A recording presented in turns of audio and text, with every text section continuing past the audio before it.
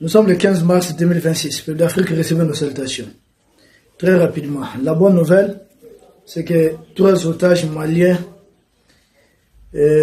ont pu échapper des mains de leurs ravisseurs.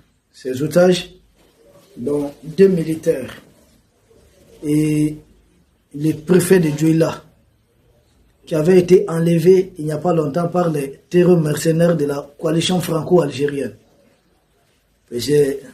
C'est du terrorisme. Embêter des gens, enlever des gens souvent, fuir, disparaître, ne pas avoir le courage d'affronter directement nos militaires.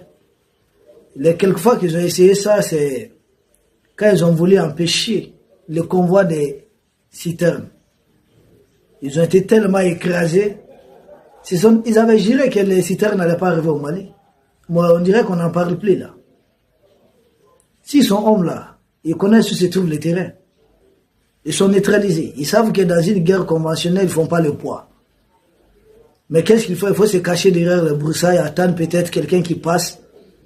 Mais nulle part au monde, l'armée ne peut être au niveau à chaque mètre carré, c'est pas possible. Donc ils essaient de profiter de ce vide.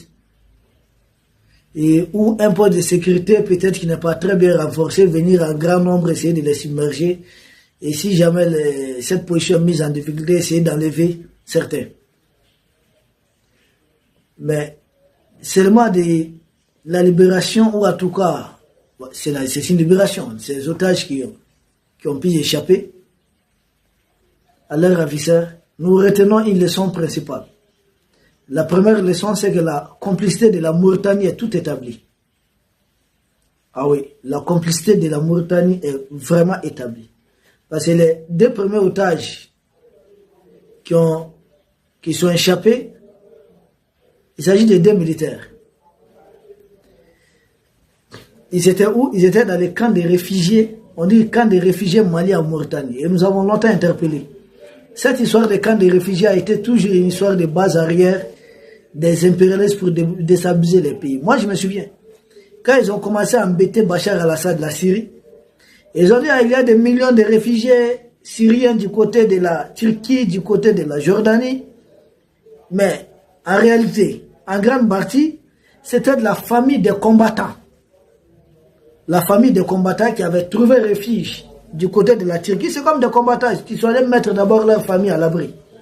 En Turquie, en Jordanie, et c'est là qu'ils ont commencé maintenant à combattre réellement l'armée syrienne. Parce qu'ils ne peuvent pas avoir de la famille sur place et vouloir faire la guerre. C'est exposer leur famille. Donc ils mettent leur famille à l'abri, mais c'est cette famille-là, leur famille qu'on appelle maintenant des réfugiés. Sinon, depuis 2012 et autres, réfugiés, d'accord, mais finalement, il y a des parties du Mali qui sont très stables entre-temps. Ils pouvaient venir. Donc, la grande majorité, c'est des choses souvent qui ne sont pas claires. Et c'est communiqué quand j'ai appris qu'ils sont échappés d'un camp de réfugiés. Donc, non seulement ils sont allés mettre leur famille à l'abri, dans ces camps de réfugiés en Mauritanie, la Mauritanie au courant, c'est pertinemment bien. D'ailleurs, le documentaire Art, un terroriste l'a dit. Il dit qu'il lui est venu rendre visite à sa famille qui se trouve en Mauritanie. Et qu'en venant, il laisse son fusil de l'autre côté, son arme. Donc il faut faire la guerre au Mali. Donc sa famille est à l'abri en Mauritanie. Et il fait la guerre à la famille d'autres. Ça n'a pas de sens, c'est être méchant, c'est cynique. C'est de l'animosité. Tu essaies de préserver la vie de ta famille et tu viens tirer sur la famille d'autrui. Et c'est l'Africain qui peut aussi avoir un tel comportement. Ce n'est pas Emmanuel Macron lui-même qui vient directement. Ce sont eux qui ont de tels comportements. Donc, non seulement ils mettent leur famille à l'abri là-bas, donc c'est devenu aussi maintenant des lieux de détention. On enlève les otages et on parle de détenir à des endroits pareils. Et je pense que les militaires qui ont échappé vont donner beaucoup d'informations. Si tel est le cas, mener une opération au sein de ces camps-là est tout à fait légitime. Ça établit clairement. Jusque-là, certains Mauritaniens nous demandaient la preuve. Maintenant, vous avez une autre preuve de plus. Des Maliens qui étaient retenus en otage dans un camp qui se trouve là-bas chez vous. Vous servez des bases arrière. Ils enlèvent des gens ici, ils vont les garder chez vous. c'est tout simplement aberrant. Ça dépasse l'entendement. Il faut, pour moi, des opérations clés. Vous avez cette histoire-là, ça va finir comme l'Iran est en train de faire. Qu'est-ce que l'Iran fait? L'Iran n'est pas dans demi-mesure. On utilise votre territoire pour attaquer la République islamique d'Iran. En représailles, votre pays va essuyer aussi des tirs. Tous les pays qui hébergent des groupes terroristes, en réalité, doivent aussi goûter à quelque chose. Ce n'est pas normal. Comment à partir de votre territoire, on est en train de nous attaquer? C'est inadmissible. Donc la leçon principale pour moi aujourd'hui, la culpabilité de la Mauritanie est tout établie. Ça faisait longtemps.